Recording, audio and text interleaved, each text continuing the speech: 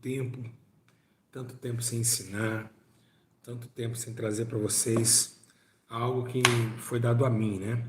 Desde o começo da minha juventude, né? Que eu estava da adolescência para a juventude, Deus ele tinha falado ardentemente ao coração do meu pai, dizendo para não esquecer da promessa que ele tinha comigo acerca da sabedoria e do entendimento da palavra.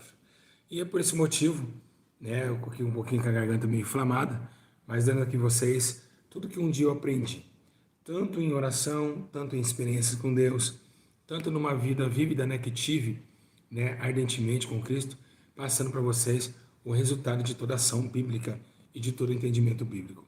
Hoje eu vou ensinar a vocês o destino da morada eterna. Todos nós sabemos que somos como um imundo e todas as nações não passam como trapo de imundície.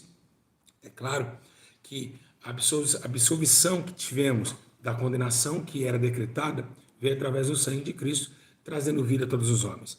Jesus, com seu sangue, nos colocou a aliança de um novo parecer, ou seja, ele veio, curou, defendeu e tomou do juiz de condenação a execução de uma nova família. Então, por isso, nós sabemos que existe um eterno lar. Por que esse eterno lar existe? Pela crucificação. Jesus dando a sua vida por amor de muitos. Segundo o que diz em João 3,16, Deus amou o mundo de tal maneira que deu seu único filho, para que todo que nele crê não morra, mas tenha vida eterna. Pois Deus não enviou seu filho para que condenasse o mundo, mas para que o mundo fosse salvo por ele.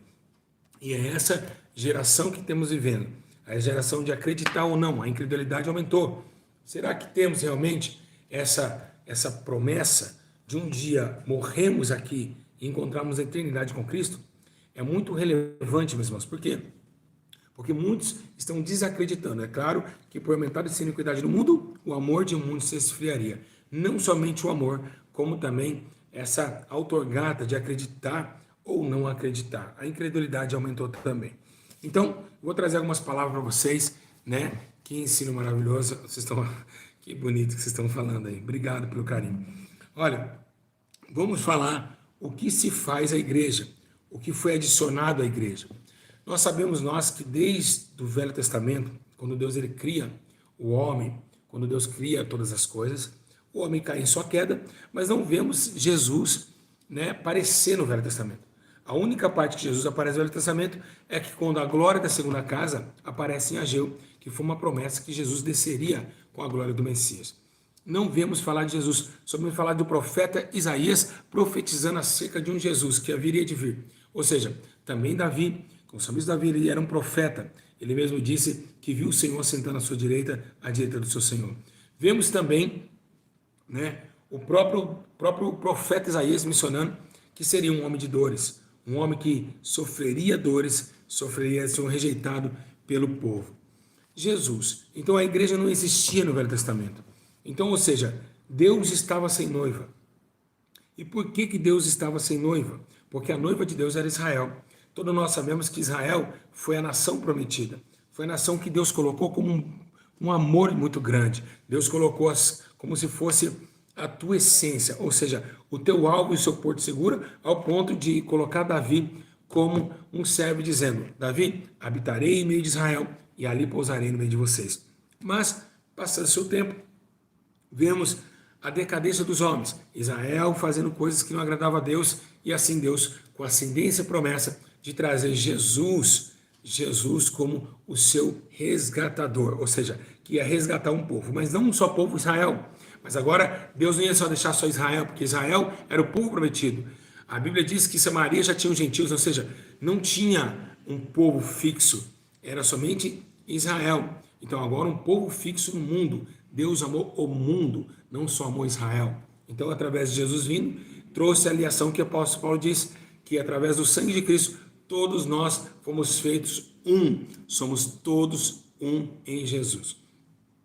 Levando em consideração esse tema, vemos que agora Deus simboliza, Jesus ele vem, ele prega em Samaria, ele prega na Judéia, ele prega em Jerusalém e chega a um ponto, né, crucial da história.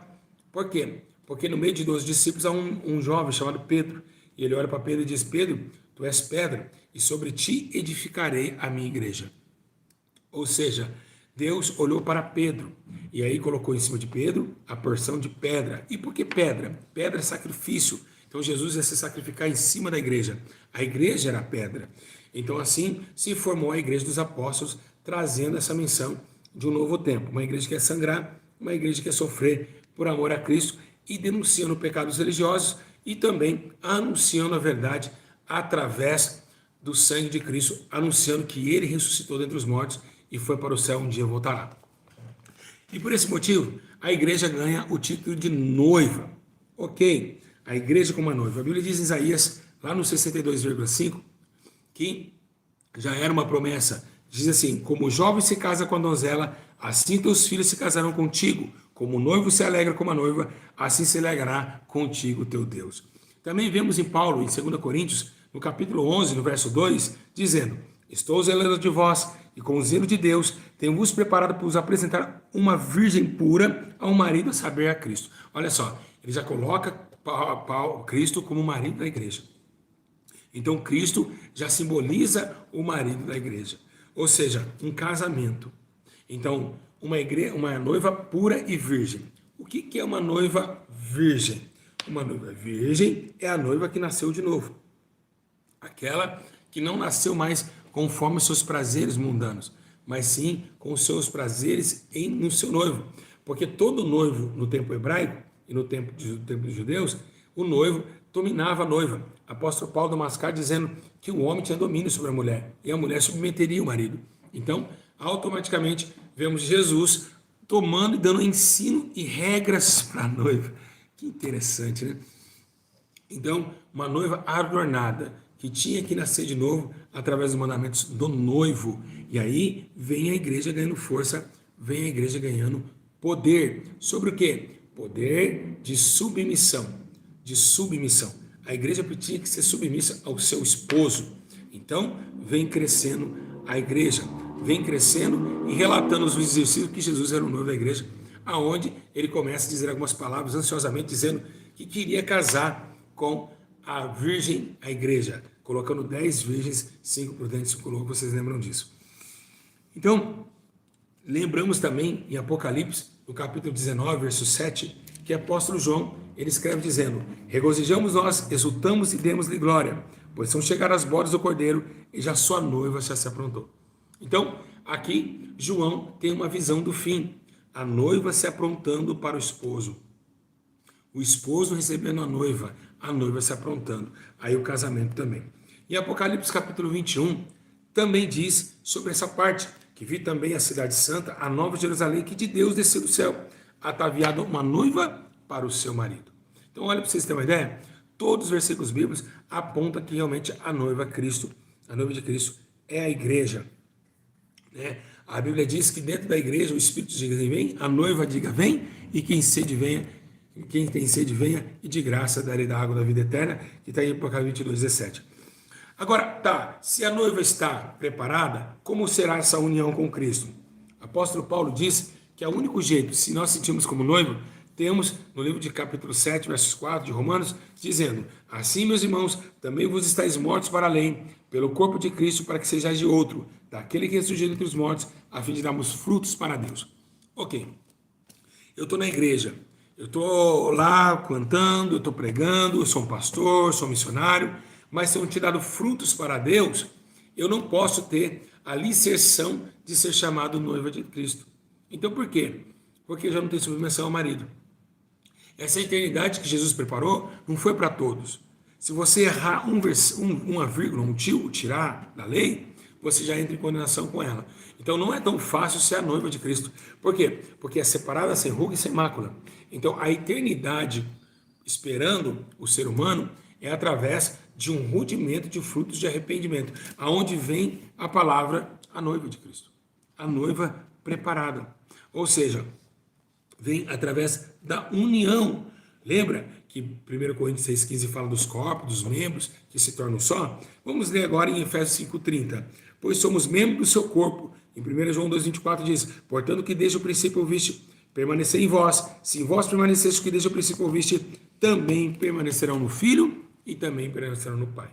Então, se vocês permanecerem lá no princípio de tudo que vocês ouviram, continuar obedecendo, continuar fazendo, ao final da sua vida você vai ter uma unificação com Cristo. E aí que é o maior problema da história. Qual que é o maior problema? Que nem todos, nem eu, nem você está preparado para ir para o céu. Nem todos estamos preparados para ser chamados de noiva.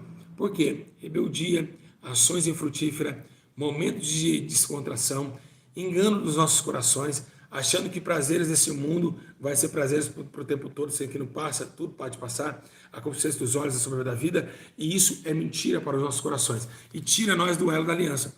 Então, automaticamente que você quebra a aliança com Cristo, você fazendo coisas que o mundo quer, automaticamente a aliança é quebrada. Por quê? Porque ele não é desse mundo. Então, olha a tristeza que dá para ouvir esse ensino para muitas pessoas. A tristeza de olhar para nós mesmos e ver que não estamos chegando ao caráter de noiva.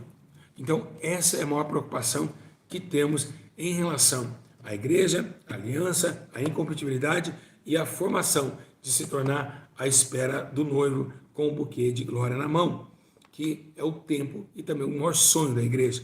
A igreja quer casar, o noivo também, mas a diferença é que Isaías 59 diz que há uma separação entre a noiva e o noivo, que é os nossos pecados, né, que fazem a divisão entre vós e vosso Deus. Então, esse casamento, ele está para acontecer, mas nem todos vão poder casar. Nem todos. Uns até causam, né? Não casa.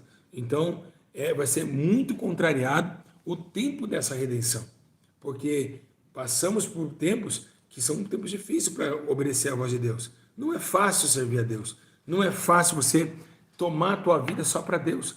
Isso não é fácil, não é qualquer um que consiga fazer isso. Mas, pela chama ardente do Espírito Santo e pela convicção, pela fé, nós temos certeza de nossa salvação. Mas que não é dom de nós, que vem dom de Deus. E todos conhecem esse versículo. Que coisa linda, né?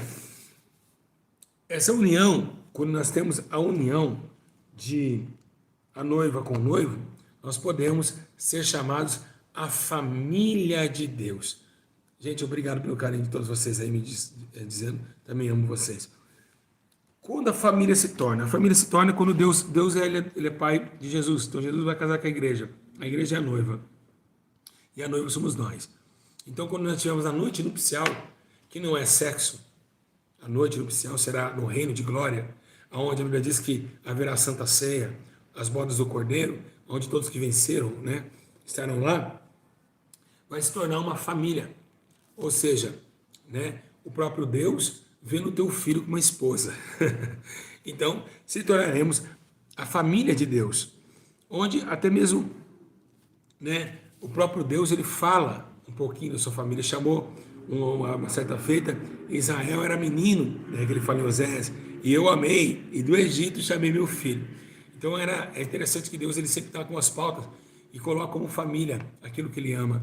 Então, a igreja, como ele ama a igreja, como ele almeja a igreja, ela será o baluarte de toda a situação de amor e de família. Deus, lá no céu com o seu filho, e agora arruma uma nora, né? A igreja, a noiva de Cristo. Interessante demais, muito, muito interessante. Lembra que o próprio Deus, né, em Romanos 8,15 diz: pois não recebeste o espírito de escravidão para uma vez estar em temor, mas recebeste o espírito de adoção, pelo qual chamamos a Pai. Adoção. Deus nos adotou. Então, ou seja, não tínhamos pai. O nosso pai era o diabo. Por quê? Porque estavam fazendo a vontade dele e do mundo. Mas Deus nos colocou como pai. E nos deu a categoria de ser pai. Então, automaticamente, Jeová é o nosso pai por adoção. E essa adoção se revelou através do sangue de Cristo. Muito interessante e é coisa linda de se ver. Lá também, no livro de Gálatas, capítulo 4, verso 5, diz assim, ó, para resgatar o que estava debaixo da lei, a fim de receber a adoção de filhos. Porque dos sois filhos, Deus enviou aos nossos corações o Espírito do seu Filho, que clama, Abba Pai. Olha só, está aqui, ó, em Gálatas 4, 5 e em diante, que é o 5 e o 6. Então, porque sois filhos, Deus enviou aos nossos corações o Espírito do seu Filho. Deus enviou no nosso coração o Espírito do seu Filho. Porque quando o Espírito Santo desceu, ele nos convenceu que somos verdadeiramente filhos de Deus. João 12 diz, nem todos quanto receberam, deu o poder de serem chamados filhos de Deus. Ou seja, nem todos podem ser chamados filho, mas sim criatura. Agora o filho virá esposa, ele vai virar noivo. E aí que essa transição da igreja adornada pronto para o reino celestial, muda de tarefas e muda de conceito.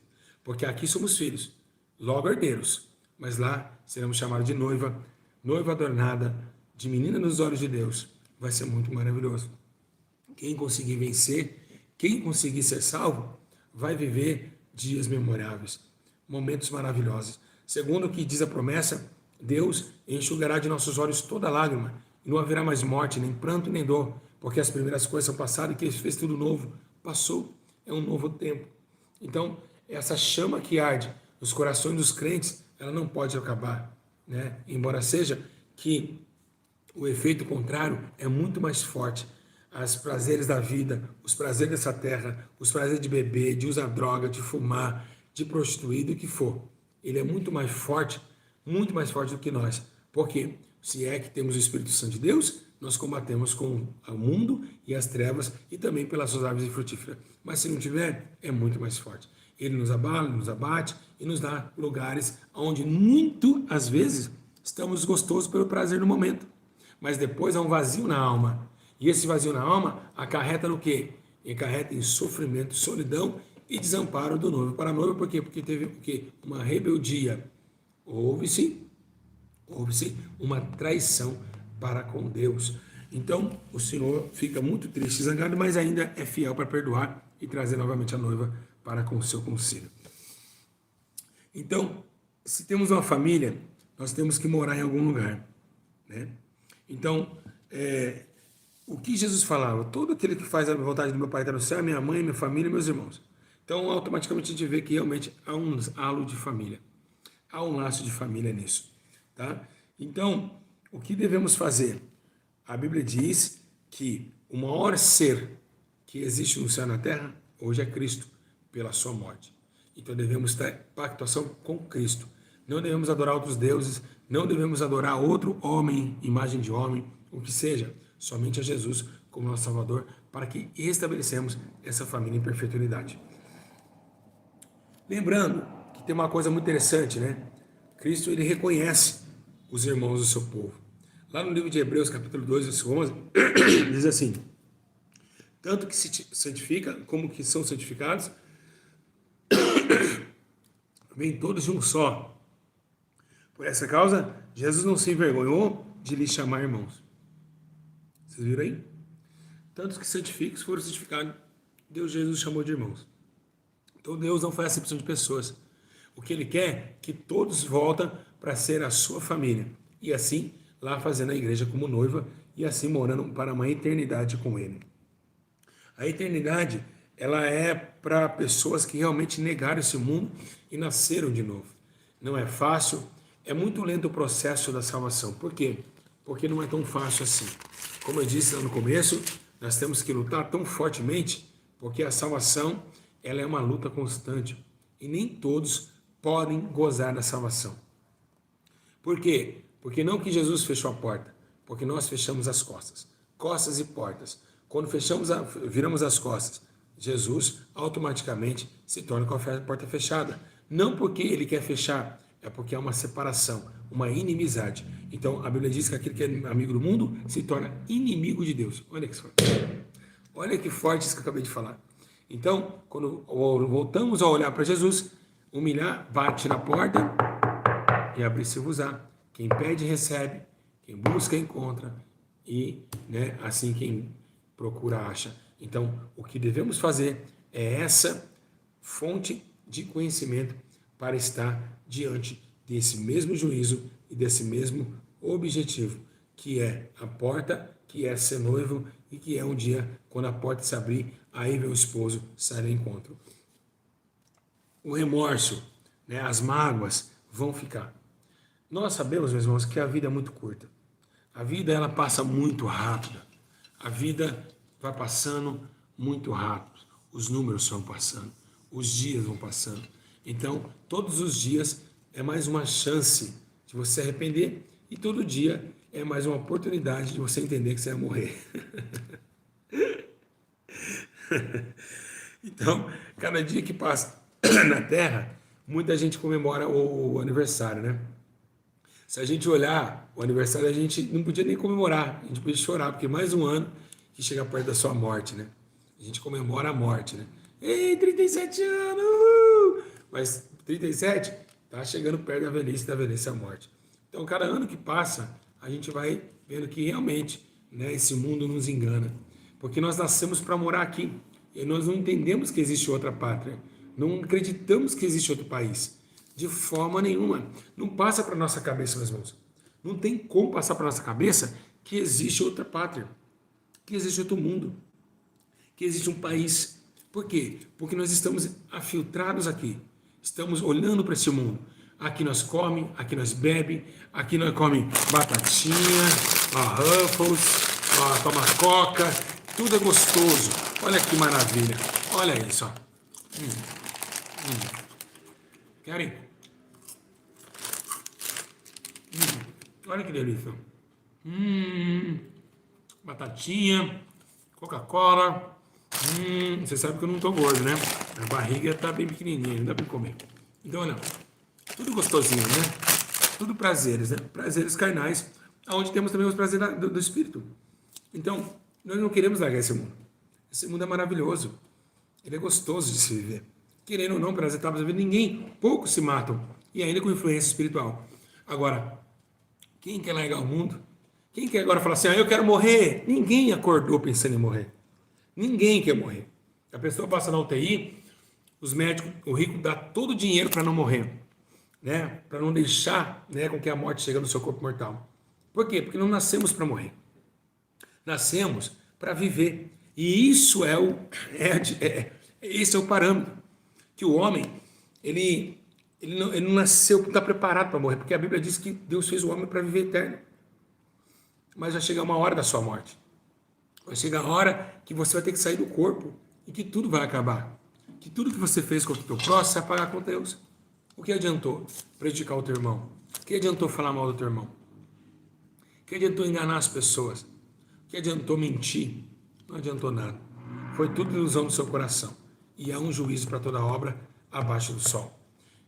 Então, para nós entendermos o processo da eternidade e do casamento com o esposo, que é Cristo, a noiva, precisamos se organizar. Né? Eu também preciso, você também precisa. Acho que todos os crentes hoje precisam se organizar. E organizar a sua conduta e a sua postura diante de Deus, que é fundamental para ser chamado de noiva do Cordeiro. Então, quem está entendendo, muito forte. Obrigado. Muito bom ensino, né? Então, esse dia das promessas, que é onde Jesus vai colocar a noiva para adornar, né? Então, é necessário, sim, passar pela olaria. É necessário passar pelos bons costumes e não deixar a sã doutrina. O que é a sã doutrina? Os bons ensinamentos de Cristo, para que nós não podemos perder a salvação. E é o objetivo comum da história. Né? Tem coisas que nós passamos nessa vida que a gente se arrepende. Como eu também já me arrependi de tudo, muitas coisas que eu fiz. Você se arrepende. O homem em si, ele se arrepende. Né? E é por isso que temos essa oportunidade de estar hoje encarcerado, né, em nossos corações, essa chama, né? E por que encarcerado? Porque nós não conseguimos soltar. Está encarcerado dentro de nós, está preso essa chama e ela deve ser acesa novamente. Ok? Então, o que deve ser feito?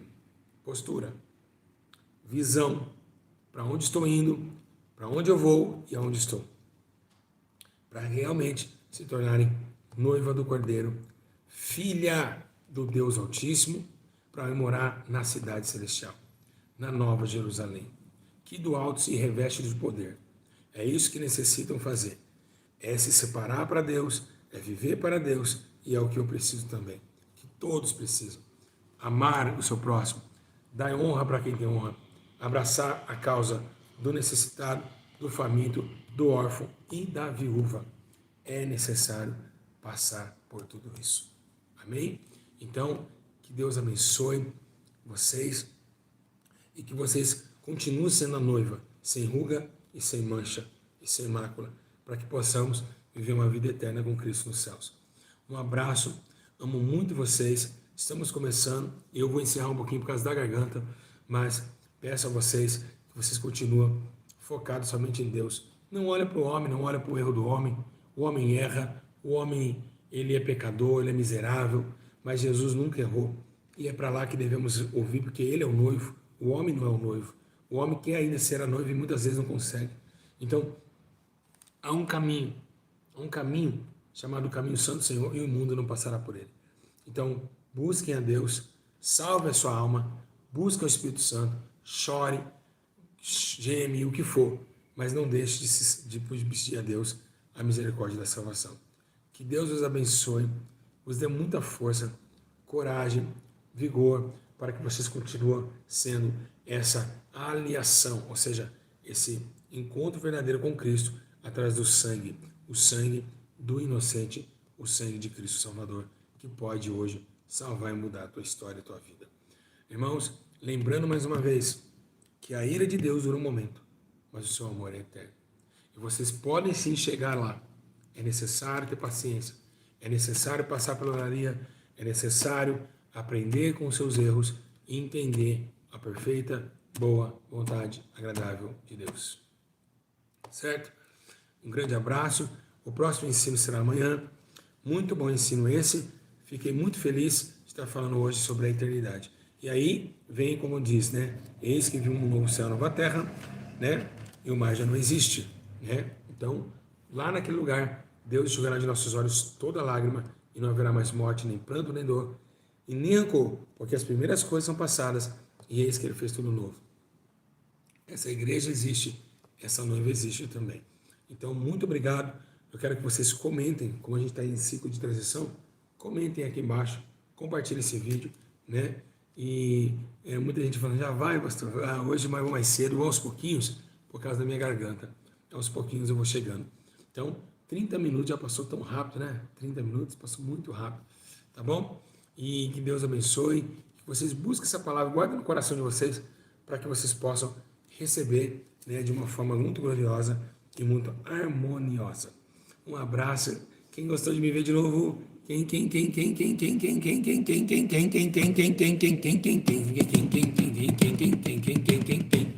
Ó, quem?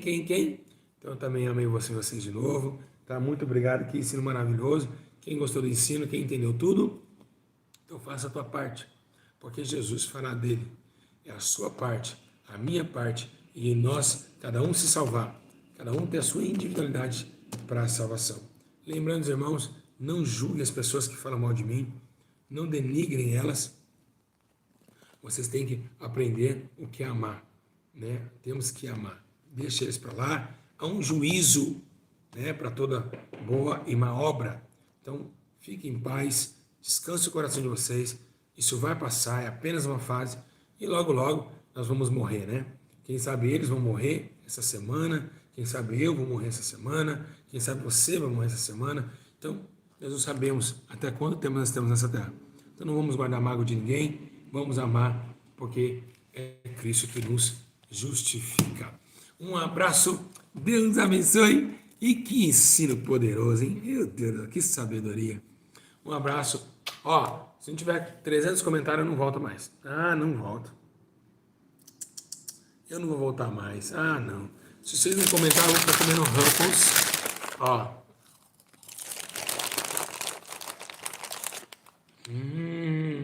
Ó. É gostoso?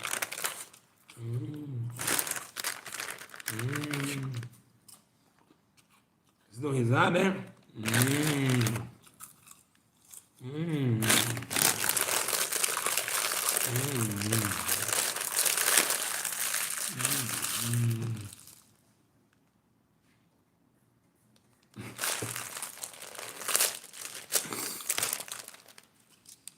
Tenha fome e sede da palavra. Amém? Um beijo a vocês. Amo muito vocês, tá? Obrigado pelo carinho de vocês. Um grande abraço. Fica na paz. Um abração no peito, no coração. Beijo. Amo muito vocês, tá? E aguarde amanhã, 7 horas, estaremos novamente juntamente com vocês.